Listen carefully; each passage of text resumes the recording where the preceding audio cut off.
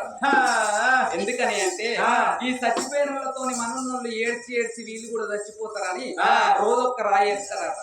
అందుకనే సచ్చినాడు ఉన్న దుఃఖం మూడో నాడు ఉండేది, మూడో నాడు ఉన్న దుఃఖం ఐదో నాడు ఉండేది, ఐదో నాడు ఉన్న దుఃఖం అటువంటి దుఃఖం తొమ్మిదో నాడు ఉండేది, తొమ్మిదో నాడు ఉన్న దుఃఖం 11 నాడు ఉండేది, 11 నాడు ఉన్న దుఃఖం నెలమాసికం నాడు ఉండేది, నెలమాసికం నాడు ఉన్న దుఃఖం ఏడాది మాసికం నాడు ఉండేది. ముఖం గడుక్కుంటే మోకాల మంటి దుఃఖం మాయం చేస్తాడాట లోకాల శంకరుడు. చచ్చిపోయిన వాళ్ళ పేరు మీద సల్లిళ్ళ స్నానం చేసిండు, లోగిళ్ళ బేటికి వచ్చింది. ఈ రోజు ఆ రోజు మూడో రోజు వచ్చిన పోలే మరి మూడో నాడు పిట్టకి పెట్టాలి, ఐదో నాడు పచ్చికి పెట్టాలంట. అందుకే అంటారు ఎవరన్నా చచ్చిపోతే పిట్టకి పెట్టినాక గిసోటి తెలవని పిల్లగాళ్ళు ఉంటే వాళ్ళు పిట్టకి పెట్టేస్తారు, వాళ్ళకి కనబడద్దు బంధుకు జరుగుంది అంటారు. గిసోటి తెలిసిన పెద్ద మనుషులు ఉంటే బిడ్డ అయ్యల మీ అయ్య చచ్చిపోయిండు మరి మీరు పిట్టకి పెట్టేస్తారు, పిట్ట ముట్టిందా కాకి ముట్టిందా అని అడుగుతారు. మరి కాకి ఎందుకు ముట్టాలంటే దానికి అర్థం ఉంది. అలాంటి కాలం లోపల రావణ బ్రహ్మ అటువంటి ఒక బ్రహ్మదేవునికి మునిమనోడు, అతనికి అటువంటి ఒక బ్రహ్మదేవుని చేత వరం పొందిండు, శివుని చేత సావు లేని వరం పొందిండు రావణాసురుడు. వానికి గాలి దేవుడు వచ్చి అలికేయాలి ఇంటి ముంగట, అగ్నిదేవుడు వచ్చి ఇంటి లోపల వంట చేయాలి, పరమశివుడు వచ్చి పూజ గది లోపల కూర్చుని నాకు పూజ చేయమని కూర్చుండాలి. అంతటి అటువంటి ఒక రావణ బ్రహ్మ ఈ నవగ్రహాలను అందరిని దేవాన దేవతలను ఓడించిండు, నవగ్రహాలను మెట్టిగట్టి వాడు రాజ్యమేలింది.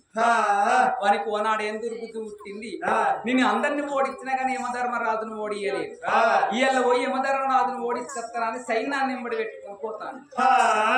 ఈ యమధర్మరాజుకు రావణాసురుడు వచ్చే మాట ఎరకయింది. వాడు వచ్చిన అంటే నవగ్రహాలలో నన్ను ఒక్క మెట్టిగట్టి రాజ్యం వెళ్తాడు, వానికి దొరకకుండా నేను ఎక్కడికన్నా వెళ్ళిపోతానని పోతాను. ఆయన ఎక్కడికి పోయినా కానీ ఆయన ఎక్కడ స్థలము దొరుకుతలేదు. ఆయన పోంగా ఒక చచ్చిపోయిన కాకి కనబడ్డది. ఆ కాకి లోపల పరకాయ ప్రవేశం చేసిండు. పరకాయ ప్రవేశం అంటే పర అంటే ఇతరులు, ఇతరుల శరీరం లోపల సొచ్చి జాగుండుటాన్ని పరకాయ ప్రవేశం అంటారు. ఆ పరకాయ ప్రవేశం చేసి జాక్కున్నాడు. ఈ రావణ బ్రహ్మ ఏం చేసిండు, యమధర్మరాజు పట్టణానికి వచ్చి అంత ఎంకలాడతాడు. ఎక్కడ యమధర్మరాజు దొరకలే, కుమ్మరి పిల్ల మట్టికి ఇయ్యాల రాకపోతే రేపొస్తుంది. చంద్రుడు తరియనాడు కాకుండా విజయనాడు తనకు తాను బయటికి వస్తాడు.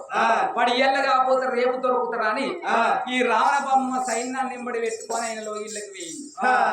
అప్పుడు ఈ కాకిలకి వెళ్ళి బయటకు వచ్చింది యమధర్మరాజు. కాకి నాకు జాగుందుటానికి సోటిచ్చినావు కాబట్టి నీకు దీవెన పెడుతుంది. అటువంటి ఒక ఇంతమంది నరమానవుల ప్రాణాలు నా యమపాశం వేసి పట్టుకొని పోతా గాని నా చేత నీ ప్రాణం మాత్రం తీయ.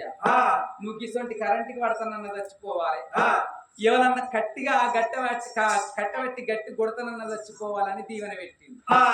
మళ్ళొక్క దీవెన ఏం పెట్టిండు, ఎవరైతే తల్లిదండ్రులు చచ్చిపోతారో కొడుకులు గాని బిడ్డలు గాని 3 వద్దుల్లో 5 వద్దుల్లో 9వ నాడు బిడ్డకి పెడితే ఆ కాకచ్చి ముట్టి పెట్టినట్టయితే వాళ్ళ జీవి నరకానికి రాదు స్వర్గానికి పోతుందని జీవన పెట్టింది. అందుకనే బలగం సినిమా అందరూ చూసిరు కావచ్చు. అలా కాకి ముట్టదాకా ఇంటికి రానియలేదు. అగో కాకి ముట్టాలని గందుకే అంటారు. ఈ భార్య చచ్చిపోయింది కాబట్టి 3వ నాడు సర్వ తపాలు పట్టుకొని ఆ కొడుకుని ఎంబడి పెట్టుకొని పిండ ప్రదానం చేస్తే అగో కాకచ్చి పిండాన్ని ముట్టిపోతే ఆమె జీవి స్వర్గంగా పోతున్నది. ఆమె జీవి ఎట్లా స్వర్గం పోయిందో చచ్చిపోయిన పిట్టల రాజయ్య జీవాత్మ గట్ల స్వర్గలోకం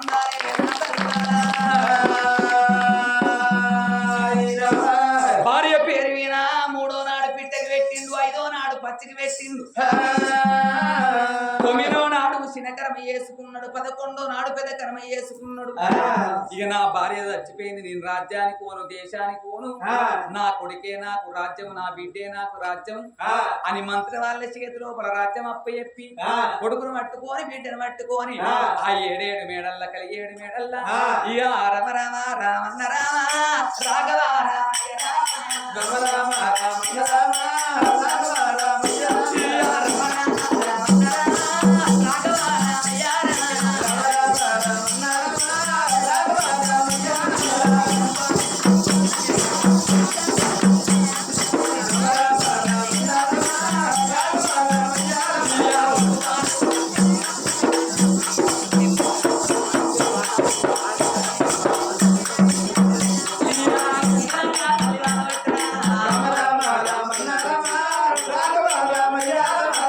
కొడుకును పట్టుకొని బిడ్డను పట్టుకొని అన్నారు ముందుగా బిడ్డను ఎత్తుకొని కొడుకును ఎత్తుకొని నా కొడుకే నాకు సర్వస్వం నా బిడ్డే సర్వస్వం అని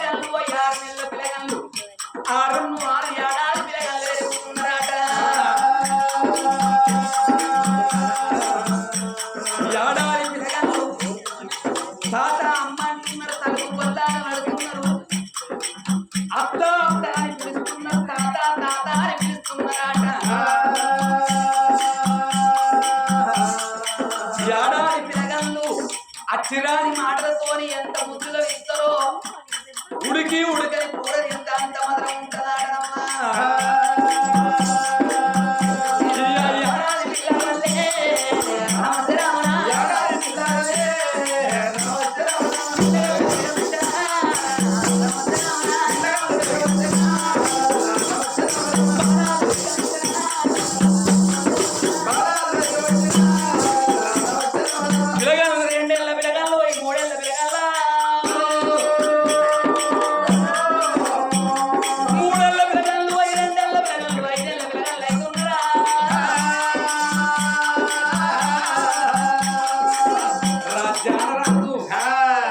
ఆ కొడుకును అటువంటి ఒక్క బిడ్డను 5 ఏళ్ల పిల్లగల్ల తయారు చేసిండు రాజ్యాన రాజు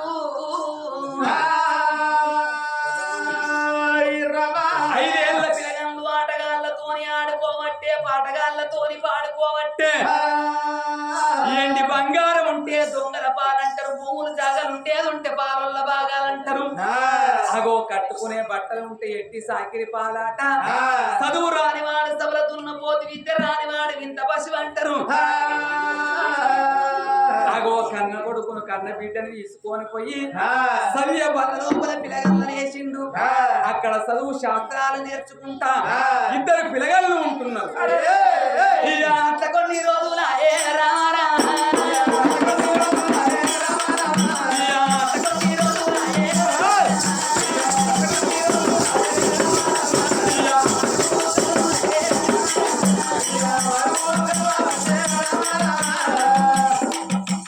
ఒక్క రోజు అంటే ఒక్క దినం వారం అంటే 7 రోజులు పక్షం అంటే 15 రోజులు ఈ రాజ్యాన రాజు కొడుకుని బిడ్డను పట్టుకొని 7 మేడల్లో ఉంటాడు కానీ కచేరి కట్టలేడు రాజ్యం వెళ్తలేడు మరి రాజ్యాన రాజు రాజ్యం వెళ్తలేడు కాబట్టి ఎక్కడి పంచాలు అక్కడనే ఉంటున్నాయి అగో ఎక్కడి అటువంటి ఒక పంచాలు అక్కడనే ఉంటున్నాయి పిల్లగా కళాకారులకు ఒక్కసారి ఛాయ వచ్చింది ఇంకా కథ కథ బాగున్నది